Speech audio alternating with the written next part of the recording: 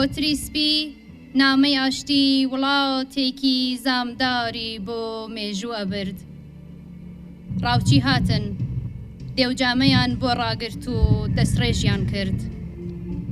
لەپڕ زەوی زریکاندی ئاسمان لە خەو ڕاچڵەکە، خوێنی کۆتر دڵۆب دڵۆب بەسەر هەموو دنیا تکا. پەیامی ناوەندی هاوکاری حیزبەکانی ڕۆژهەڵاتی کوردستان کە لە 4 حیزبی سەرەکی کوردستان پێکاتووە لەلایەن هاوڕێ موختار ئەحمەدی ئەندامی کومیتەی ناوەندی کۆمەڵە پێشکەش دەکرێت. هاوڕێ موختار تکایە. کۆمەڵانی خەڵکی کوردستان، ئازادی خوازان، ڕووناک بیران بنەماڵەی سەربەرزی شەهیدان. لە مێژووی بزۆتنەوەی ڕزگاری خوازانەی گەلی کورد کەم نین ئەو بلیمەت و سەرکردانەی کە لە پێناو گەیشتن بە ئازادی و دادپەروەری و ئامانجەکانی گەلی کورد گیانیان بەخت کردووە. بزۆتنەوەی کورد لە کوردستانی ئێران وەک بزۆتنەوەیەکی هەخوازانە و بەتایبەت حیزبە شۆڕژگێڕەکانی لە ماوەی دەسەڵاتی 40 ساڵەی ڕژیمی ئیسلامی بەسەر کوردستان و ئێراندا تووشی گەلێک خەساری گەورەی قەرەبوو نەکراوی هاتوون کە تا ئێستاش کاریگەریە نەرێنیەکانی بەسەر ئەم بزۆتنەوەیەوە دیارن. یەکێک لەو ڕێبەرە شۆڕژگێڕانە کاک فواد مستەفا سڵتانیە کە لە ڕۆژی 9 خەرمانانی ساڵی 1358 هەتاوی گیانی لە پێناو گەیشتن بە ئازادی و دادپەروەری و مافەکانی گەلی کورد بەخت کرد. کاک فواد سیمایەکی ناسرا و خۆشەویست و هەروەها ئەندامی بنەماڵەیەک بوو کە 4 برای دیکەشی لە بربەرەکانەی لەگەڵ کۆماری ئیسلامی و سیاسەتە دژمنکارانەکانی لە دژی بزۆتنەوەی کوردستان لە زیندانەکانی ئەو ڕژیمەدا ئێعدام کران.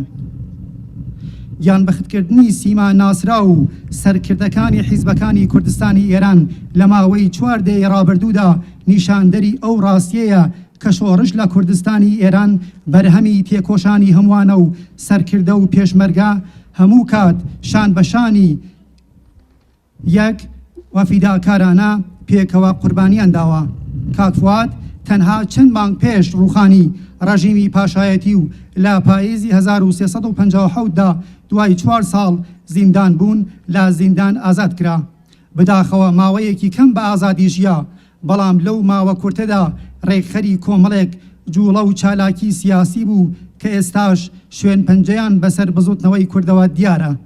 مانگرتنی زیندانیان لە زیندانی ناوەندی شاری سنە، هەوڵدان بۆ چارەسەری ئاشتیانەی پرسی کورد و دوورخستنەوەی شەڕ لە کوردستان بە هاوکاری حیزب و لایەنەکانی دیکە. کاک فواد یەکێک لە ڕێکخەرانی ئەو حرەکەتە بوو. یەکێتی جووتیاران و کۆچی مێژووی مەریوان کە کاک فواد ڕێبەری دەکرد یەکێک لەو چالاکیە سیاسی کۆمەڵایەتیانەیە کە لە مێژووی بزۆتنەوەی کوردستان و تەنانەت لە ناوچەکەشدا بێوێنەیە و تا ئێستاش وەک ڕەمزی خەباتی مەدەنی لە کوردستانی ڕۆژهەڵات دەناسرێت. خەڵکی تێکۆشەری کوردستان لەمڕۆدا کە یاد دەکەینەوە لە گیان بەختکردنی کاک فواد، جێگای خۆیەتی یاد بکەینەوە لە یەکێکی تر لە ڕێبەرانی دیاری بزۆتنەوەی کوردستان کە چەند ساڵ دوای گیان بەختکردنی کاک فواد و ڕۆژی 13 خەرمانانی ساڵی 1368 هەتاوی بەدەستی ماشینی تیرۆریزمی کۆماری ئیسلامی تیرۆر کرا. 30 ساڵ لەمەوبەر لە کاتژمێی 2 بەرەبەیانی 3 خەرمانانی 68دا لە کاتێکدا کاکستێخی کەمانگەر یەکێک لە پارێزەرە دڵسۆز و جەماوەریەکان و نوێنەری شاری سنە لە نزیک ڕانیەی کوردستانی باشوور تیرۆر کرا و گیانی بەخت کرد. تیرۆرکردنی کاکسدیق بەشێک بوو لە زەنجیرە تیرۆری چالاکانی سیاسی لە دەرەوە و ناوەوەی ئێران لە لایەن کۆماری ئیسلامیەوە. ئێستاشی لەگەڵ بێت ڕژیم لە هەموو دەرفەتێک کەڵک وەردەگرێت بۆ نەهێشتنی بیرجیاوازان و خەسارگەیاندن با بزوتنەوەی ئازادی خوازانەی کورد لە ماوەی ساڵانی ڕابردوودا لە ئێعدام، موشک باران، تۆپباران و دانانی بۆمب لەسەر ڕێگای هاتوچۆی ئەندامانی حیزبە سیاسیەکانی کورد خۆی نەبواردووە.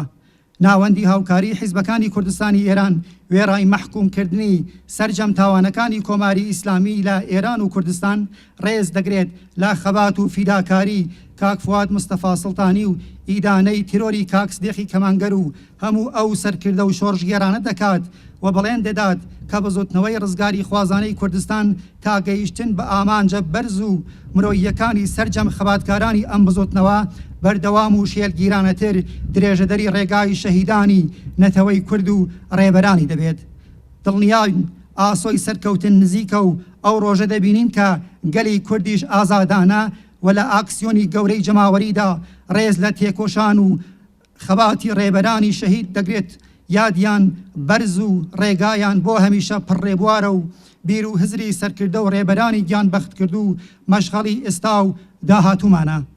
ناوەندی هاوکاری حیزبەکانی کوردستانی ئێران 9 خەرمانانی 1398 هەتاوی.